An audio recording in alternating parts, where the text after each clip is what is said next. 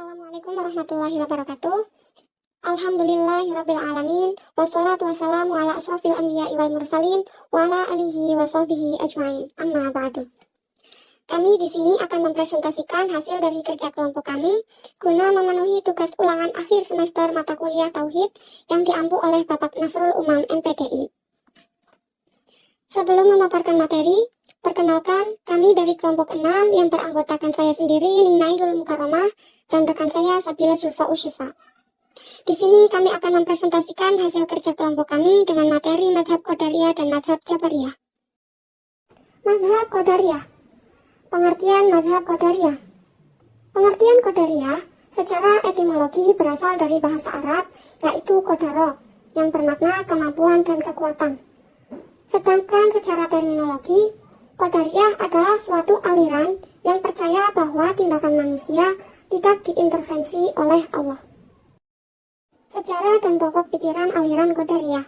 Paham Qadariyah yang berasal dari bahasa Arab, Qadaro, menekankan bahwa manusia memiliki kebebasan berkehendak dan kemampuan untuk melakukan perbuatan sesuai kehendaknya sendiri. Ini berbeda dengan pandangan Jabariyah yang menekankan takdir mutlak. Munculnya Qadariyah dapat dihubungkan dengan reaksi terhadap paham Jabariyah pada masa dinasti Umayyah. Meskipun muncul pada periode yang tidak pasti, Qadariyah menjadi bagian penting dalam sejarah teologi Islam. Tokoh utama aliran Qadariyah. Tokoh utama aliran Qadariyah yang pertama ada Ma'bad al-Jauhani. Ma'bad al-Jauhani adalah seorang murid Hasan al-Basri dan pendukung paham Qadariyah. Beliau merupakan tokoh generasi kedua setelah Nabi. Ia melibatkan diri dalam politik dengan mendukung Abdul Rahman al-Asy'ari di Sajistan dengan menentang kekuasaan Bani Umayyah. Ma'bad al-Jauhani terbunuh dalam pertempuran melawan Al-Hajjaj pada tahun 80 Hijriah. Ia berpendapat bahwa manusia bebas menentukan nasibnya dengan Tuhan yang adil memberi hukuman atau pahala sesuai perbuatan manusia. Tokoh utama aliran Qadariyah yang kedua yaitu Ghailan ad-Dimashqi. Ghailan ad-Dimashqi adalah seorang operator handal dan juru debat mahir yang hidup di Damaskus. Meskipun dekat dengan Bani Umayyah, ia menentang pemerintahan mereka dan dihukum bunuh pada masa pemerintah Khalifah Hisham bin Abdul Malik. Ghailan menyebarluaskan paham Qadariyah yang dianggap membahayakan pemerintah dan dieksekusi hukuman mati terhadapnya dilakukan karena keyakinannya. Aliran Qadariyah ini yang meyakini manusia bertanggung jawab atas dosanya tanpa campur tangan Tuhan. Aliran ini banyak mempengaruhi aliran Mu'tazilah dalam sejarah teologi Islam. Sebaliknya, aliran Jabariyah yang akan dijelaskan nanti banyak diadopsi oleh aliran Asy'ariyah. Yang kedua yaitu mazhab Jabariyah. A. Pengertian mazhab Jabariyah. Jabariyah berasal dari kata jabaro yang artinya memaksa. Dan menurut Kamus Munjid, Jabariyah adalah aliran yang menolak adanya perbuatan manusia, mengandalkan segala perbuatan pada Allah. Al-Jabar adalah salah satu sifat Allah yang berarti maha memaksa.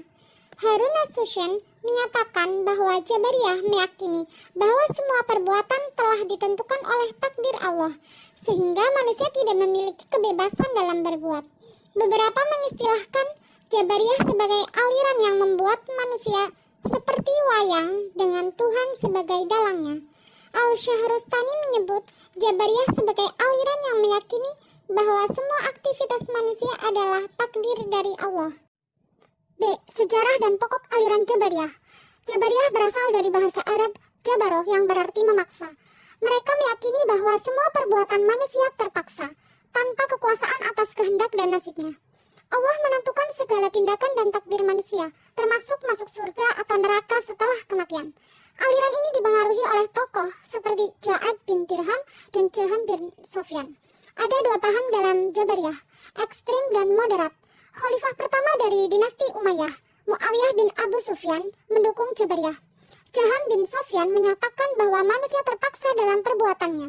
Al-Husain bin Al-Najjar mengembangkan paham moderat, menyatakan bahwa Tuhan menciptakan perbuatan manusia, baik atau jahat, tetapi manusia memiliki bagian untuk menjalankannya dengan daya yang telah diciptakan oleh Tuhan.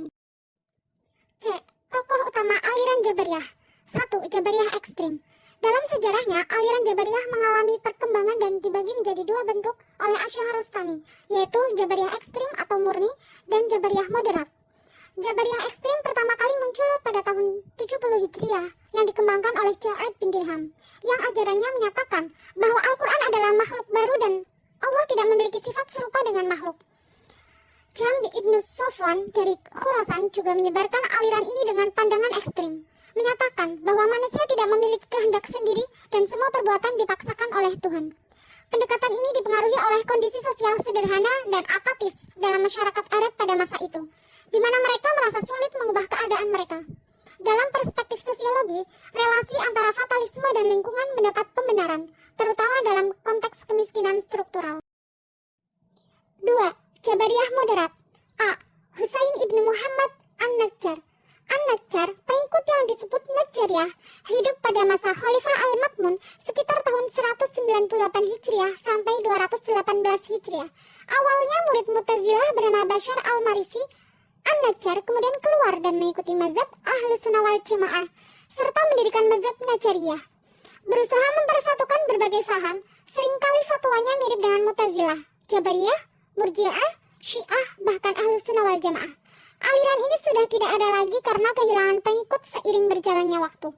Ajarannya mencakup konsep bahwa Tuhan menciptakan perbuatan manusia, baik buruk maupun baik, dengan manusia memilih bagian dalam mewujudkannya. B. Ad-Dirar. Nama lengkapnya Dirar bin Amr. Memiliki paham moderat yang menengahi paham Qadariyah dan Jabariyah. Keyakinannya termasuk 1. Manusia memiliki peran aktif dalam perbuatan mereka. Tidak hanya sebagai wayang yang dipaksa, dia sependapat dengan An-Najjar bahwa tindakan manusia melibatkan kerjasama antara penciptaan Tuhan dan usaha manusia. 2.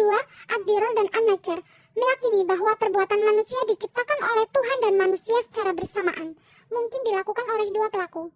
3. Dia berpendapat bahwa Tuhan dapat dilihat di akhirat melalui indera keenam dan bahwa ijma, konsensus adalah argumen hukum yang dapat diterima setelah Nabi, sedangkan hadis ahad tidak dapat dijadikan sumber hukum. 4.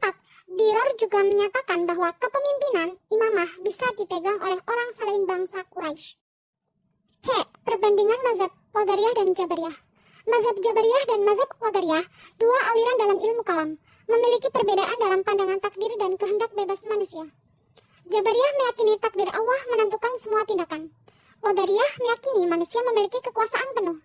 Mereka juga berbeda dalam pendapat tentang ajaran Islam. Persamaannya meliputi muncul bersamaan di daerah Khorasan. Pengaruh signifikan pada masyarakat Muslim Jabariyah muncul sebagai respons terhadap Qadariyah dalam sejarah ilmu kalam Islam. Kesimpulan, mazhab Jabariyah dan mazhab Qadariyah merupakan dua aliran dalam ilmu kalam yang memiliki pandangan berbeda mengenai takdir, kehendak bebas, dan hubungan antara manusia dan Tuhan. Mazhab Jabariyah berpendapat bahwa segala perilaku manusia ditentukan secara mutlak oleh Tuhan. Sementara mazhab Qadariyah meyakini bahwa manusia memiliki kehendak bebas untuk melakukan perbuatan, meskipun dalam batasan kehendak Allah. Kedua aliran ini telah menjadi subjek perdebatan dan integrasi pemikiran. Mazhab Qadariyah muncul sekitar tahun 70 Hijriah atau 689 Masehi. Sementara mazhab Jabariyah muncul bersamaan dengan kehadiran Qadariyah di daerah Khorasan. Integrasi pemikiran antara kedua aliran ini telah menjadi fokus kajian dalam ilmu kalam. Perbedaan pandangan antara keduanya telah memengaruhi pemikiran keagamaan dan filosofis dalam sejarah Islam. Sekian penjelasan mengenai mazhab Qadariyah dan mazhab Jabariyah dari kami. Semoga apa yang kita sampaikan dapat bermanfaat bagi kita semua. Jika terdapat kekurangan maupun kesalahan dalam penyampaian materi, kami mohon maaf sebesar-besarnya.